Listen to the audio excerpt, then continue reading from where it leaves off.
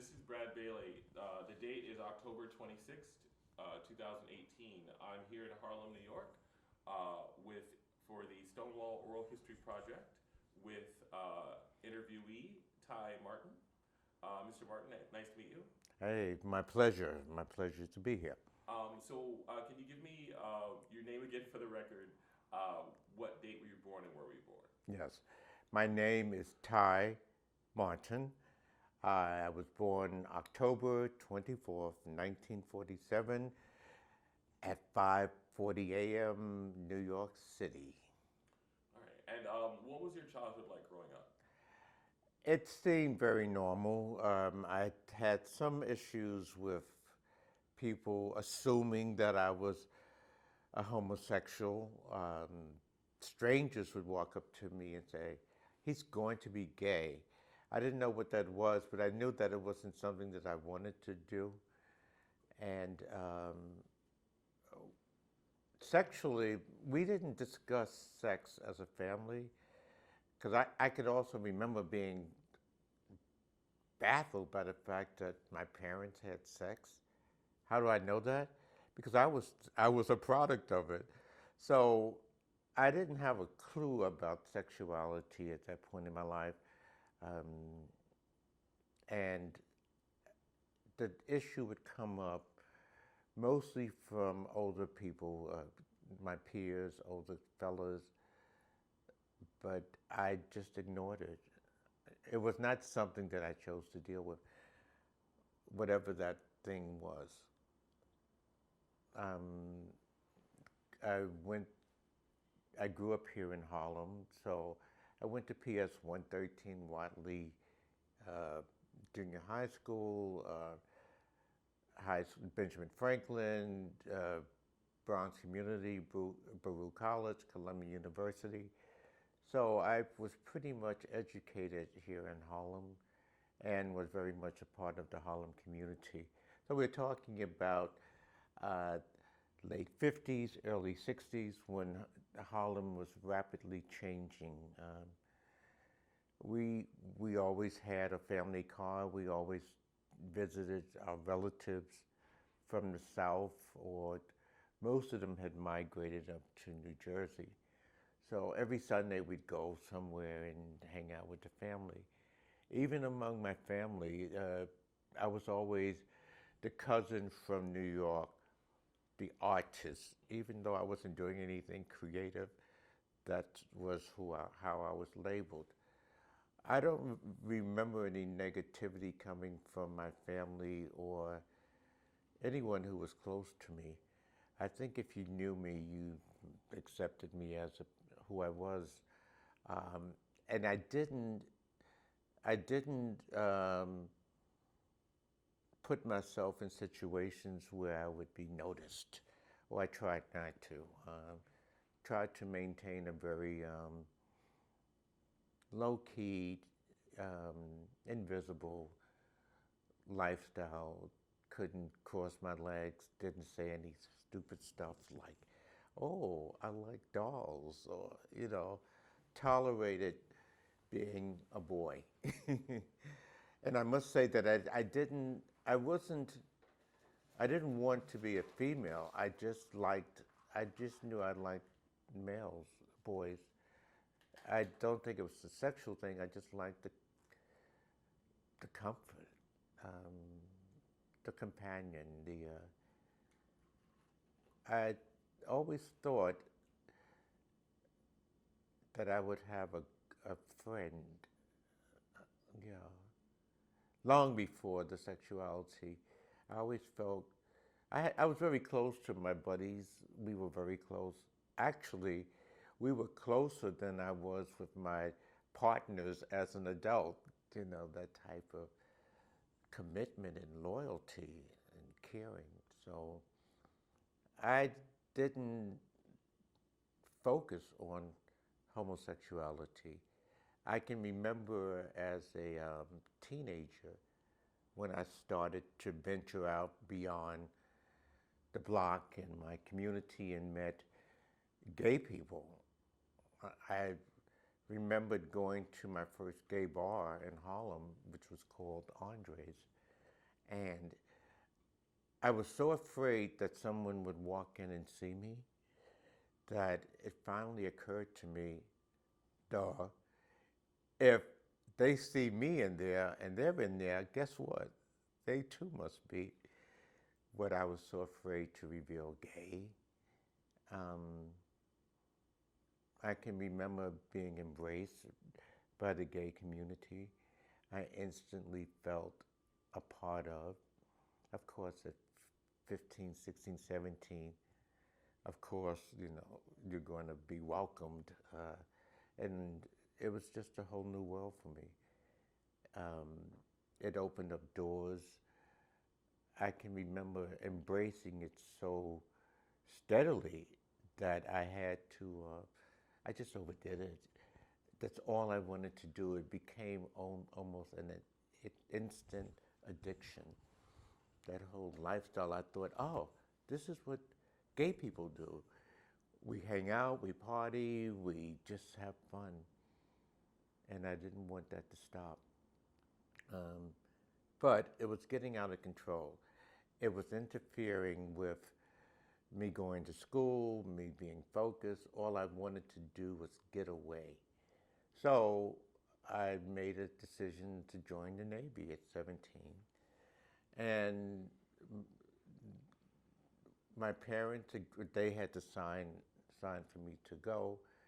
And the thinking was that I would be able to finish high school and I would calm down. Because I was really out of control at 17. And I joined the Navy thinking, okay, I'm not going to be gay and I'm going to be calm and I'm going to grow.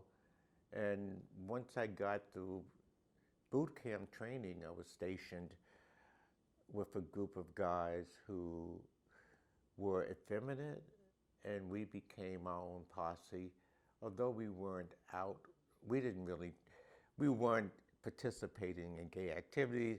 We were just gathering and having conversations, but we weren't chasing girls, and we just wanted to figure out what the world was like or how we could make a difference.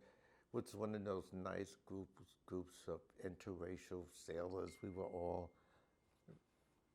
relatively young, and we, not conscious at the point, we created a safe space in the Navy for those of us who were gay, which was interesting in itself. I can remember we would travel. We would like out in Japan and the Philippines, or even in LA, where we would all hang out together. And no matter where we went, we always attracted a bunch of fellas and men. I didn't get it. I didn't understand what that was about. I thought we were just having fun, being young and silly. And I was afraid to be gay in the military, in the Navy. We had been trained to think that if you were ever put out, you would be shamed and you'd never work again. So that was, oh, no, we can't do that. But whenever I would go home and leave, especially back to New York, I would make the connections that I had said goodbye to the gay culture in Harlem.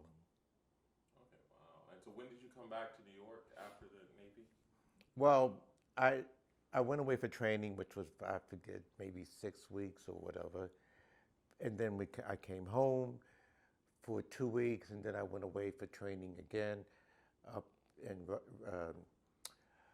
Rhode Island, and then finally Boston. And meanwhile, I was connecting, excuse me, I was connecting with gay sailors, and we had our underground community thing. We'd go to all of the local gay bars. Was this in different places you went? Yeah, like I spent a lot of time the first 2 years up in Boston because I was stationed on a ship that was being renovated. So we were up at the Boston Naval Yard, which at 17, 18, that was not a place to be back then. In the early 60s, was up in Boston. But nevertheless, we would go out sometimes, and then the shore patrol would be patrolling the area, and sometimes they'd come into a gay bar, and we'd have to run out the back door, and it was drama, and it was fun, and it was different, and it was how I learned that was the lifestyle of what it's like to be gay. So how long, though you mentioned Japan and Philippines, how long had you traveled in that? Oh, I was stationed aboard a ship. Okay. And once the ship was renovated, we moved from the East Coast over to the West Coast, and Long Beach was our home port. And from there, we'd go on tours of, I forget the name of the section, but basically, I did 2 tours of Vietnam. I am a Vietnam vet, honor board that, and decorated. And while we were overseas, we were basically in the Tonkin Gulf, which is kind of where the Vietnam was going on, and we would just spend months at a time there. It just so happened that I was stationed on that ship from start to finish, so I wasn't bounced all around, which was an interest, which created a sense of family at a very young age with being a sailor. So you mentioned, so you left at 17, and you said you returned. So when did you return to New York then, after all the travels? When was I discharged? Discharged, yeah. A day before my 21st birthday. Okay, wow. So I guess it was like four years. 3.5 years. Yeah, 4 years. All right, cool. So you came back. What year was that when you came back to New York? That's a good question. Oh, 68. 68.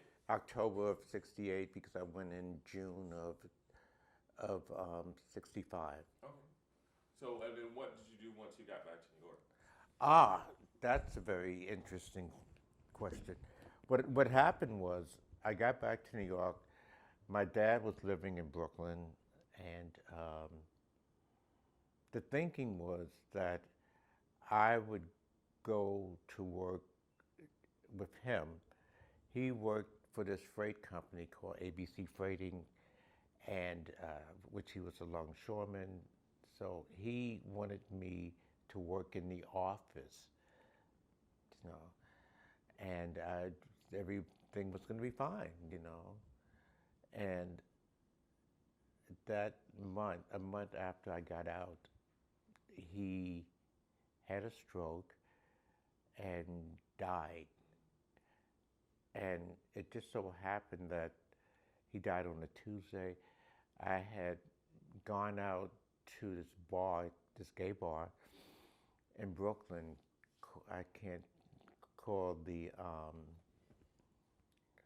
Starlight, and met this guy who said, "Oh, welcome, blah blah blah blah," and we were going to meet the following Friday, but my dad died well, he didn't die, but he had the stroke Tuesday and died that Thursday. So I wrote James a letter saying, "I'm sorry I couldn't meet you because my dad died," and he came over and did an assessment of what was going on in my house, my father's house, which my mother had lost it in. It was a mess. She didn't want me to leave the house. So he said, "Come live with me." And that's how my gay lifestyle started.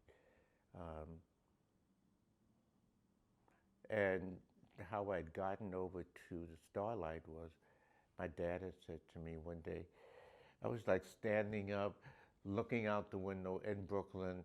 After traveling the world, I had all this stuff and nothing to do. I didn't have any friends or didn't know anybody. And he said to me, here are the keys to the car, you can go somewhere.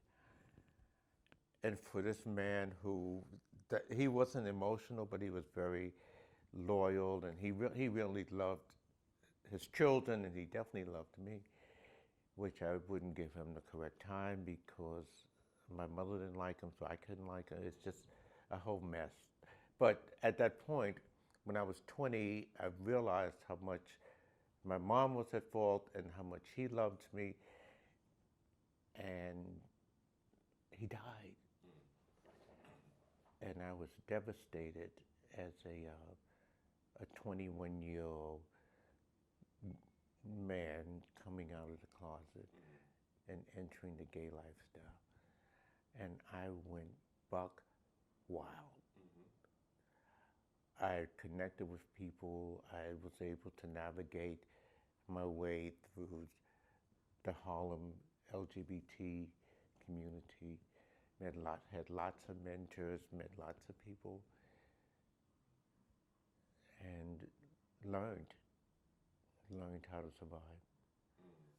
And so, you said you moved in with this individual. What was his name from Brooklyn? Yeah, his name was James McLeod. Oh, okay, so you moved in with James, who was in Brooklyn. No, he lived up in Washington Heights. Was he black or white? Or? He was black. Black, okay. Yeah. And so he lived up in Washington. Okay, and so you said you started at that point. You said you went buck wild, which means that you just connected with a lot of different types of people. And this was like, I guess, winter '68 going to 1969. Yes. Okay. So what happened was he was the first sexual encounter. He was the man who taught me about drugs and jazz, and he was 10 years older than me. I guess it didn't matter if I'm 21 and he was 31. Yeah. But he was like a father figure. He smart. He was a smart man. And he had a good friend who had a young lover also, so they were the same age, we were the same age, and there was this big dramatic thing. We had sex, the two young ones, and then the other couple had an argument, and he told him that we had sex, and then it was a mess. Or it seemed the most dramatic thing I had ever experienced in my life, and I thought I was going to die. And finally, one night he grabbed me by the neck and was holding me up, and I called my mom, and she came and got me. And I was back in Brooklyn with her, and she was happy. We were all happy. And then I finally found a job that was located on 38th Street and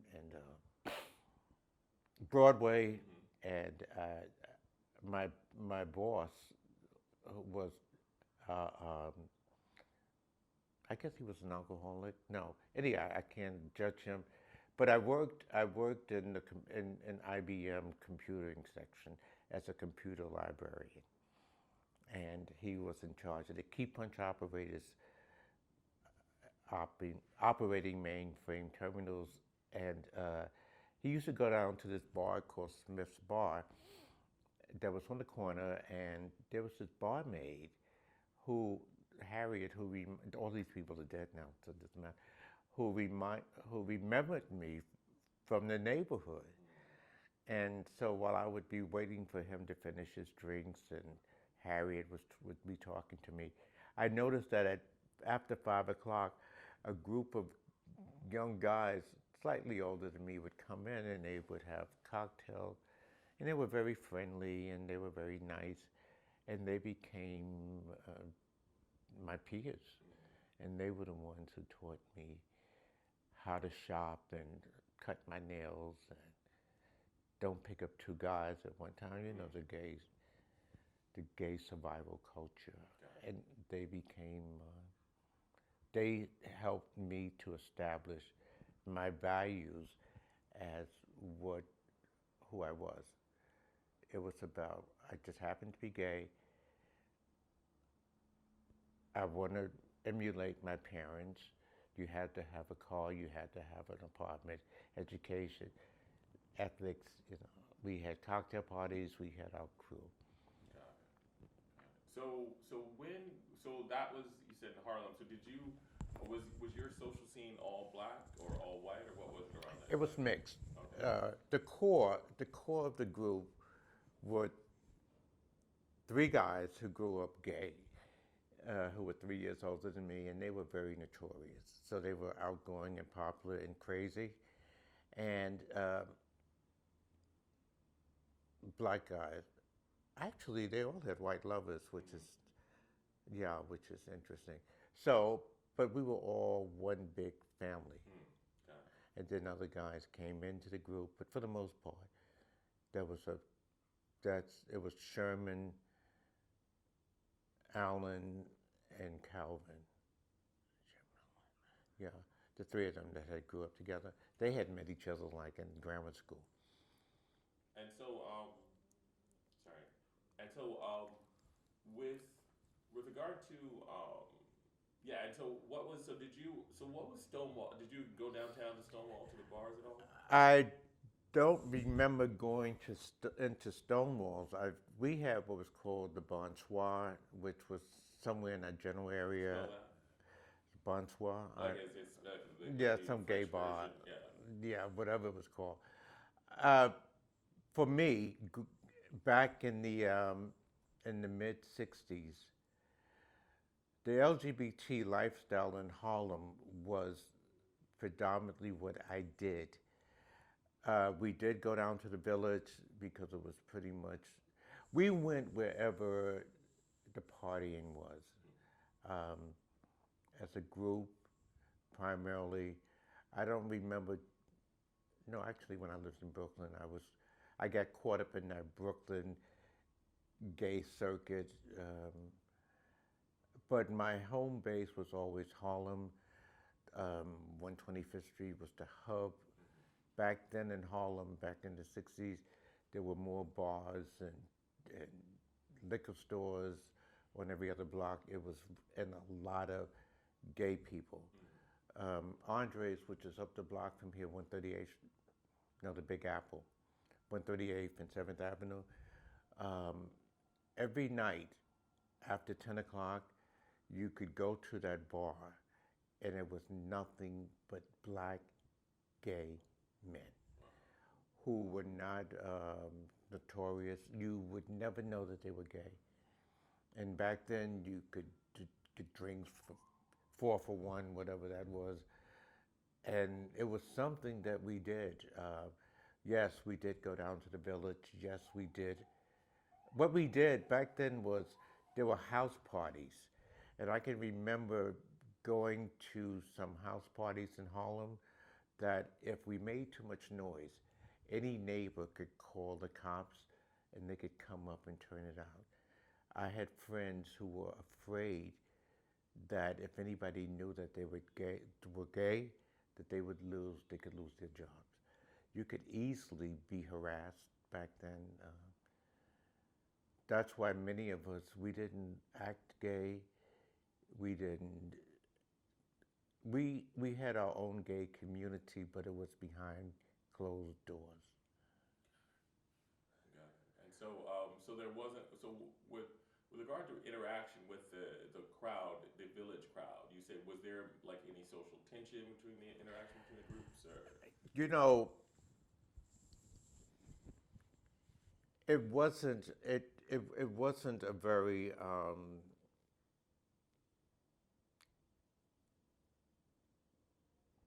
can I put it? There were places that you felt more comfortable in than others. Remember, there were lots of white gay men in Harlem. So if one of our groups, Bob Kahn, who just died also, I can say all of these names now because they're there. Bob knew more black people than I knew, and we became roommates, and I'm like, damn. What was that? Why was that interaction common? Why would white gay guys come up to Harlem? That's what the action was, the fun. I think as a community of people, we were always welcoming, very, what's the word? We tried hard to follow the American dream. And one of the things that I noticed that most of my friends who were considered the black sheep of the family were the ones who were really productive and who did had gone beyond. Like case in point, I had two brothers. Neither one accomplished any of the things that I just so naturally did. The service, college, employment. You know, I guess when you're trying to prove something, you become extra focused. And I wanted everybody to know that, there's nothing wrong with being who I am. So I guess on a certain level, we were all overachievers. Yeah. And so, what was the first time or inkling you'd heard of the actual sort of Stonewall riots or rebellion around that period of time? Oh, maybe 30 years ago. I mean, knew but about. during that, Oh, that June, if you can take me back in real time. I remembered knowing what was going on physically, and I also knew that to be gay wasn't something that you could be public about. I also had the luxury of having support groups within my community that was substantial. So we're talking about being in my 20s, all of my friends in their 20s.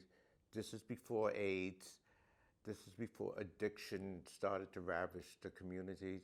So we're talking about a pretty controlled lifestyle. Remember, it's almost like a Jim Crow era, but for LGBT. You know what you can and cannot do. Nobody was pushing the boundaries because there was we had pretty much accepted the fact that this is what life is. This comes with the territory. It wasn't like I'm gay and I'm proud, I'm black and I'm proud. No, I'm okay with who I am. However, it's not a public issue. Remember, when Stonewall was going on, we were talking about "Say It Loud, I'm Black and I'm Proud" with the James Brown movement. So there were lots of dynamics going on. Back then, it's either are you black or are you gay. Those were the choices. We could have sex in the bathhouse and talk politics. So, there was substance, there were priorities we were all navigating. And last but not least, we were trying to do our own things. That was our mantra. I do what I do and you do what you do. I'm not here to live up to your expectations, blah, blah, blah, blah, blah, blah. So weren't taking responsibilities, but we were trying to make the best out of a given situation. Stonewall, great. But guess what? If I tried to go into Stonewall, I would have gotten some type of negative encounters. So why you say that? Because of racism. Let's not get it twisted. And not every LGBT person is a racist, and many of them love black people like I love white people. Lots of my friends, the regular. It's an individual thing. But I only went to places that I felt comfortable. I didn't go to every bar in Harlem. I went to the ones that I felt comfortable in, which were pretty much all of them. When I was out in California, it was the same thing in the Navy. We would leave the ship and we'd go into the local clubs in L.A. or L.A. and San Diego. It was the same thing. They wanted to see 5 pieces of ID and we only had one, or going down to D.C. It was all the same dynamics. There were white gay bars, there were black gay bars, Spanish gay bars, lesbian bars. So we were pretty much compartmentalized. We didn't really start to come together until really the disco era. When the music changed, that's when we came together. So were you at Stonewall at all, or were you sort of still uptown when it was happening, or what? I'm trying to understand what was the I was sort of conversation like during that time. the conversation was about living what we thought was a fun-filled life. You know, the clubbing, the hanging out, the cocktail party, the working downtown, going and we had the happy hour. This is what we did. I didn't stay home and watch Roots. I didn't stay home and No, I understand that, but I'm trying to. it was a very social, active New York City. You were uptown, you were downtown, you were all over the city, Times Square. No, I understand, but I just want to know for certain though, and then we can move on past the point. Were you actually at? If you weren't, were you actually at Stonewall? Like physically during the 3 days? You mean when they were having the riots? Yeah. Yes. Okay. I was a part of that, but I wasn't. I was more amazed at like, what the fuck? Well, that's what I'm trying to understand. Yeah. What was your? Because if you weren't there, that's fine. Because I can still try to understand what your What life was going like. on? Yeah. But if you were there though, I would like to understand what you saw, or what you can remember. So It was. It was almost like a surreal thing. Like, I knew. I didn't. Okay, there was no great fear, but there was a sense of, oh wow, this is happening. It was a sense of somebody's going to get hurt. This isn't going to end well. It's a sense of, okay, what's going to happen next? And a sense of fear that I could. I mean, I wasn't a target of the brutality, but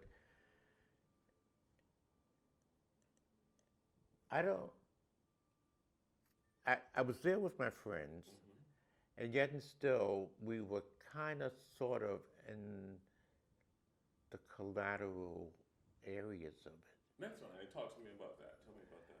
Seeing it, being confused as to this is what they do to white people?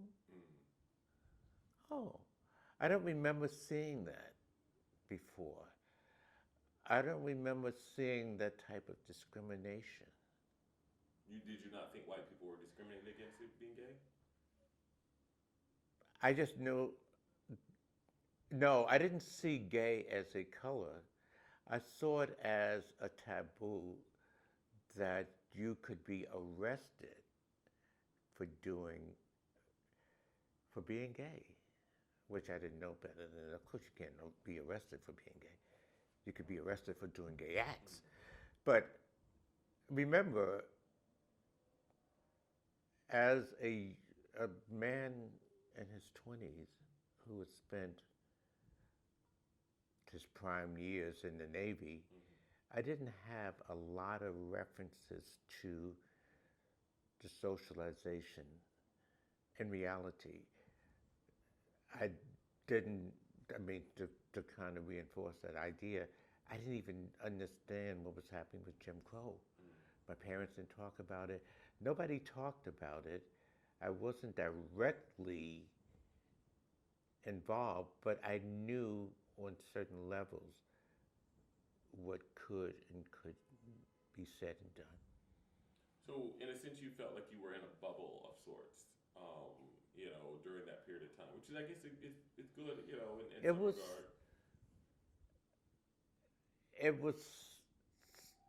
It was like a 360-degree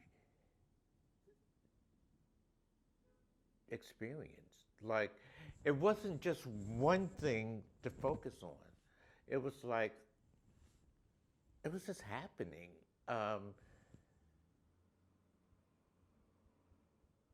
Did I go wherever I went back to and felt, wow, and did some kind of reflection?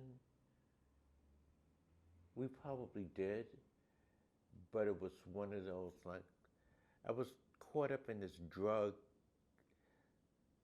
drinking. So you were just going through it, essentially. You were just living it, is what you're trying to say. Yeah, You I, weren't really. Now you're reflecting, but I guess during that period of time, so if you said you went to Stonewall a couple times, or especially around that period of the time. area, because that was a place to go. When I talk about the Bonsoir, that was that was on Christopher Street. The Bonsoir was on Christopher. Okay, Yeah, so there were many bars in that area. That wasn't the only one. got it, got it, got it. So, of course, because this is what I did. I hung out. I went to. That's what I did. However, it didn't have the impact on me, and maybe it has a lot to do with when I was in the Navy and in Vietnam. When I saw the bombs, it's like, oh, that sort of looks like fireworks. Or Okay. I didn't. I don't know. For me, I didn't take a lot of those. I didn't internalize those things. You just kept it moving. Yeah, it didn't catch up with me until years later. And once again, I think that has a lot to do with how I was raised and what happened. You know, I have this scar on my hand, which came from my brother trying to cut my fingernails in my crib. That must have been traumatic. The fact that my mother was constantly reinforcing the fact that how lucky I was that she didn't abandon me. Yeah. You know, so of course I would have been fear-based, or little boys wanting to push up on me because they whatever. Yeah. So I learned how not to feel stuff, to stutter, and not feel the pain of being humiliated. And so, what was life like, sort of right after Stonewall, or sort of in that direct, for you, and then sort of in general for your life? Well, remember we went through the disco era, and we were still doing drugs and still partying, and I still had boyfriends, and they were coming and going, and I was caught up in the drama of the gay lifestyle. Yeah. You know, there was positive things. We were actually, my world expanded. I started spending more time down in D.C., going up to Boston, you know, that up and down the Eastern Seaboard stuff. When did I started flying. I went to Europe in my early 20s by myself, didn't know anybody, Paris and London, and started working. No, I was in college, then started working. I worked at Columbia University until I retired. So that was a whole different environment. So, what's the legacy? What do you think then that legacy of that period is for you personally, and what you've learned from that period? So,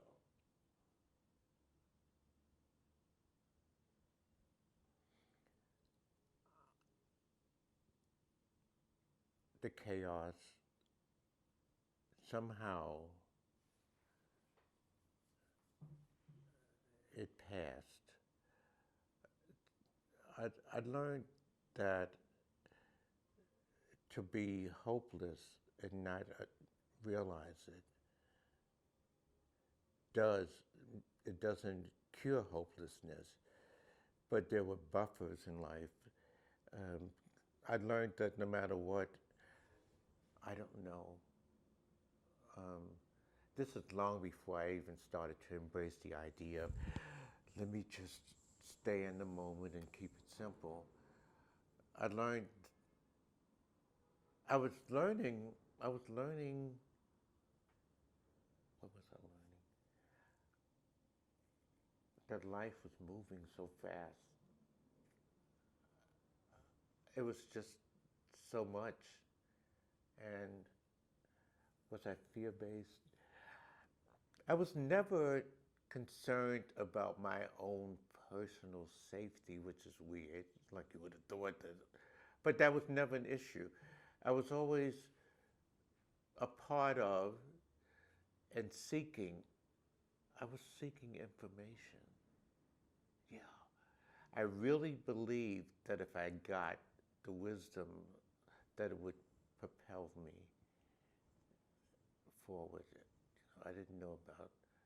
And what do you think about the legacy of the gay community then, or in terms of what you've personally learned and been able to benefit from? You mentioned that you were fearful as a child, and then here you are now, almost 70, at 71 years Yeah. old, having lived a successful life. And so now, what do you think that legacy is of that movement at that time to sort of give you the things that you receive today?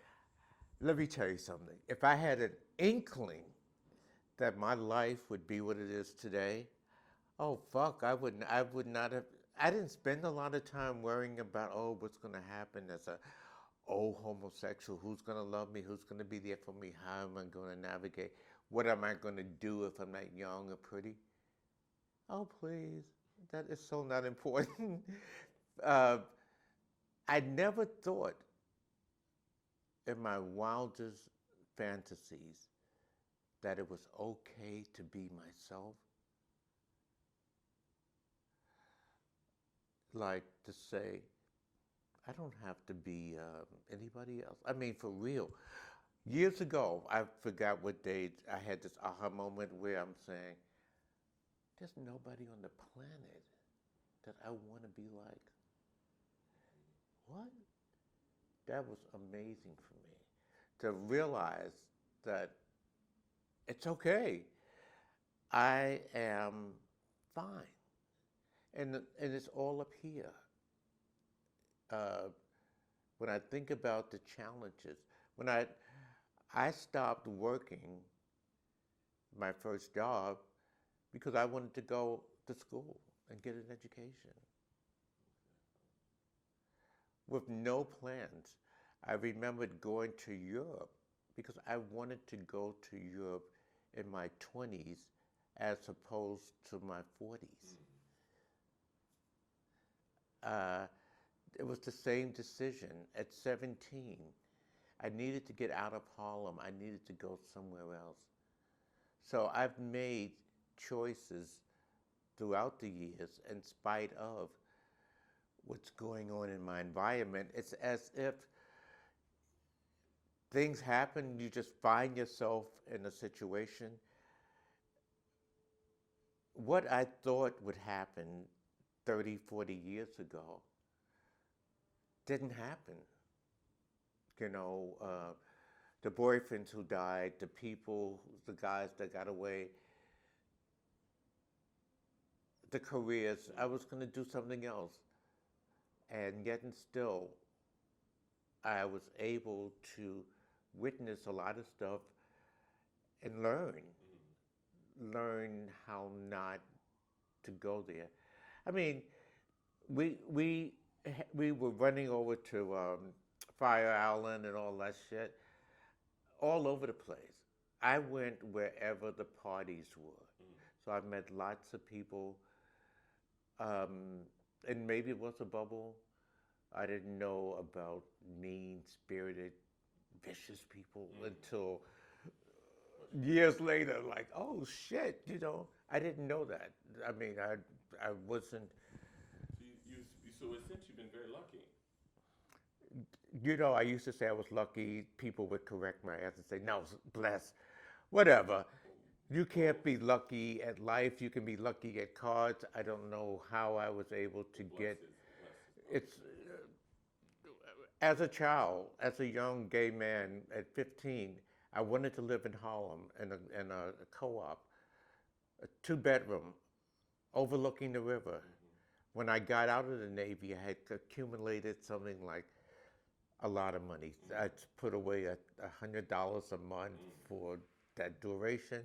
My dad died, realized that there's no reason for me not to be myself. He was the only person that I was afraid to come out to. That's when Stonewall was going on, I was having my own personal come out.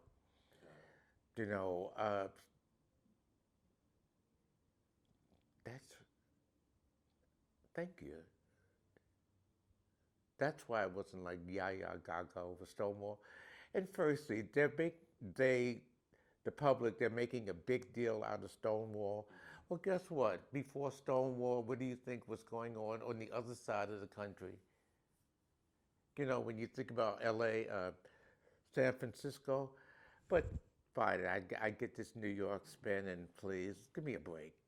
I get the whole cultural spin. Give me a break. You want to talk about Stonewall? What about the Renaissance? There were gay people living their lives, gravitating and doing everything that they needed to do to be reasonably happy and to grow. Well, thank you very much. No, this has been great. No, I mean it's what it is. Yeah. You know, fear. Oh, please. I've only done what felt safe. I've had white friends, black friends, and people that I didn't particularly like. I didn't do anything with them. It just didn't click. I gave them their space. I got away from them. I had many choices. Yeah. My boyfriend, I met him when I was 25. He was 29. And after we'd gone through so much together, 12, 13 years ago, we decided to take our relationship a one-on-one. Well, thank you very much. I'm gonna have to What wrap time up. is No, it? you're fine. No. You're fine. I mean, I'm so honored that I could have this conversation with you, but I'm honored that you're telling our stories because guess what? Who's going to tell these stories? Exactly. And God only knows how many moments I have before dementia or whatever kicks in. So I have to, but I'm glad you're doing what you're doing. Thank you, sir. It was a pleasure today. Thank you. Not a problem. So